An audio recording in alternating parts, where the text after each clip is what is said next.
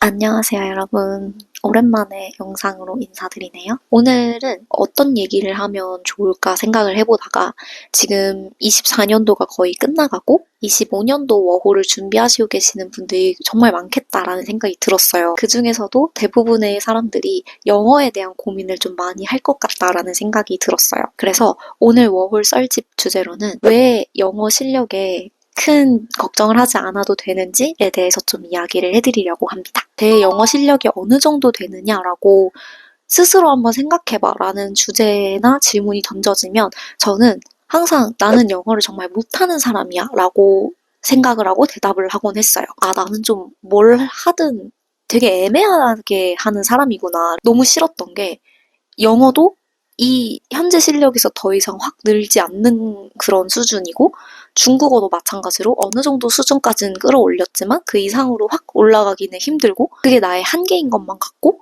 다른 취미 생활을 해도 그렇고 여러 가지로 좀 애매하게만 할 줄 아는 정말 전문 분야가 없는 사람이다라는 생각이 들면서 속상하기도 했고 근데 그렇다고 내가 뭘 잘하는지도 잘 모르겠고 그래도 어째어째 사라는 가지잖아요. 그러다 보니까 그래, 너무 크게 문제라고는 생각하지 말자. 그냥 이런 애매한 수준의 실력까지도 못 가졌을 때보다는 낫다. 라고 하면서 스스로를 좀 많이 위안하는, 그러면서 많이 좀 배웠던 그런 시기를 거치고 캐나다에 오게 돼요. 처음엔 좀 자신이 없었어요. 왜냐면 캐나다는 영어를 잘하는 사람이 훨씬 더 많을 거거든요. 한국보다는. 그래서 좀 겁도 먹기도 했고 내가 과연 호텔 일을 이어서 할 수 있을까? 특히 프론트는 엄청 고급적인 영어 표현도 많이 쓰고 또 제가 모르는 단어들이나 문장들이나 그런 것들도 되게 많이 나올 거고 내가 과연 질문이나 문의사항이나 컴플레인을 다 잘 알아들을 수 있을까? 회화도 그냥 기본적인 수준만 할 줄 알고 문법도 잘 모르고 유학도 갔다 온 적도 없고 근데 자신감은 잃지 않아야겠다라고 느꼈던 게 한 열흘 정도 토론토를 여행을 하고 할리팩스로 넘어갔었거든요. 근데 그 열흘 여행하는 동안 정말 온갖 말들이 다 들리는 거예요. 한국어도 들리고 한 번도 들어본 적 없었던 외국어들도 들리고 엄청 다양한 언어들이 토론토 거리에 다 있더라고요. 그러다 보니까 그 사람들도 어쨌든 외국인이잖아요. 영어가 모국어가 아닌 사람들이잖아요.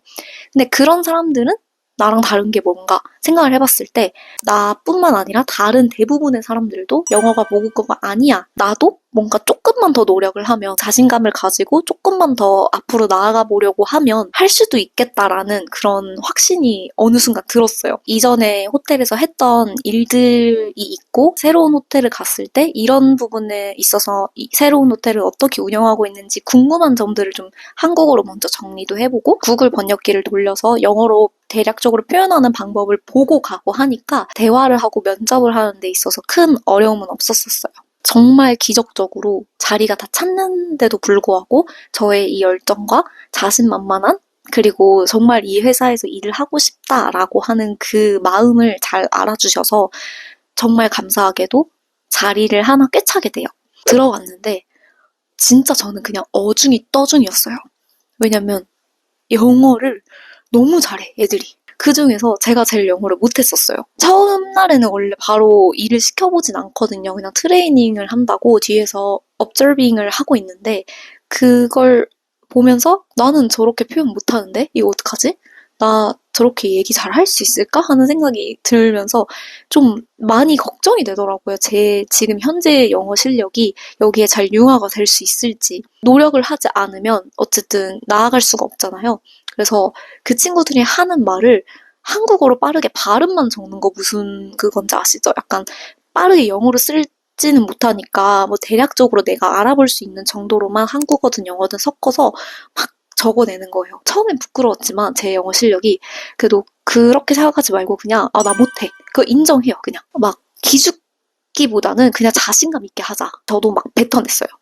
막 애들이 했던 표현들 똑같이 따라해보면서 문법 틀려도 괜찮아 뭐 하면서 대화하듯이 하는 체크인하고 뭐 고객이랑 얘기하고 체크아웃하고 하는 걸 되게 중요하게 생각하거든요. 캐나다 문화는 한국처럼 빨리빨리 처리를 해주는 게 아니라 그 사람과의 교류를 통해서 얻어내는 니즈 그리고 그걸 통해서 우리가 할 수 있는 케어 이걸 가려내는 과정을 되게 중요하게 생각해서 오히려 저는 대화할 거리를 제 부족한 영어 실력 덕분에 더 많이 만들 수 있어서 더 좋았던 것도 있었어요. 그냥 정말 기본적인 영어 실력 있죠. 그냥 내 마음 표현할 수 있고 인사 정도 할 수 있고 조금씩 내 의사를 이야기할 수 있는 정도까지만이라도 한국에서 공부를 하고 그 정도의 실력을 유지하고 온 상태라면 그 외의 것들은 사실 부딪히면서 배우는 게 진짜 크거든요. 그 현장에 가서 직접 부딪히면서 대화도 해보고 면접도 봐보고 뭐 레주메도 써보고 커버레터도 써보고 그걸 실제로 적용해 나가면서 배우는 그 가치가 진짜 무시할 수 없을 만큼 크다는 걸 알고 있기 때문에 내년부터 워홀을 와야겠다 하시는 분들이 계시다면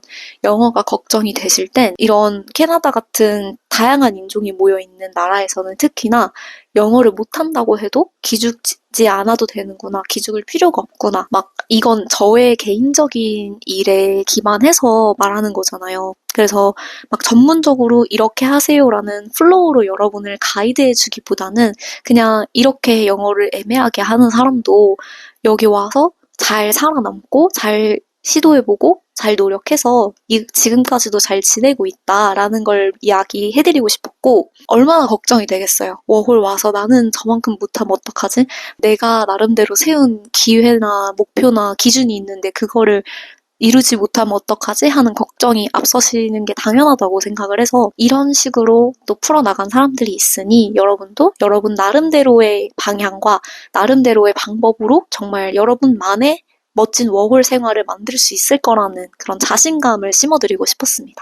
사실 저는 처음부터 이민을 생각하고 온 워홀이었기 때문에 사람들이 정말 정석으로 생각하는 워킹도 하고 홀리데이도 막 즐기는 그런 워홀러는 아니에요. 그럼에도 불구하고 제가 나름대로 워킹에 초점을 맞춰서 그리고 이 캐나다에서 살아가는 삶에 초점을 맞춰서 좀 목표하고자 했던 바들을 이루었나를 생각해보면 웬만하면 다 이루어왔던 것 같거든요. 고민과 걱정이 오히려 더 좋은 결과물이 될 수 있게 하려면 인정하고 받아들이고 노력해보시는 게 어떤지 말씀드리고 싶었습니다. 뭐 정말 가벼운 썰이었지만 그래도 여러분들에게 작은 용기가 심어질 수 있는 상황이었기를 바라면서 오늘도 영상 봐주셔서 감사합니다 라는 말씀 남기고 마무리해보도록 하겠습니다.